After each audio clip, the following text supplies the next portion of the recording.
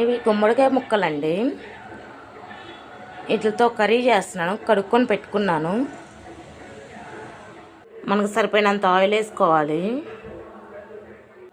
తిరుమాత గింజలు వేసుకోవాలి.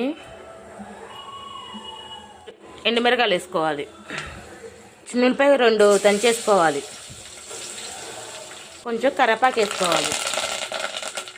ఇలా బాగా వేగాయి. గుమ్మడికాయ ముక్కలు కోసి పెట్టుకున్నాను కదా, క్లీన్ చేసుకున్నాక ఇలా ఆయిల్లో వేసుకోవాలి.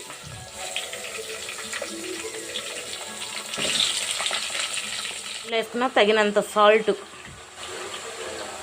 అలా వేసుకున్నాక కలుపుకోవాలి. ఒక 5 మినిట్స్ మగ్గాలి. మూత పెట్టేసుకోవాలి. 5 నిమిషాలు అయిపోయిందండి. మగ్గింది.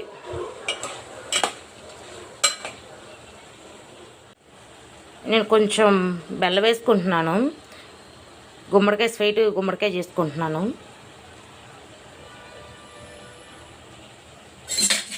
కలుపుకోవాలి. ఇలా కలుపుకున్నాను మొత్తం.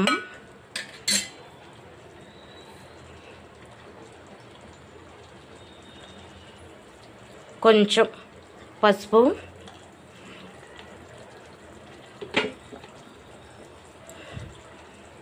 కొంచెం కారం మొత్తం ఇలా కలుపుకోవాలి. 2 నిమిషాలు మగ్గాలి.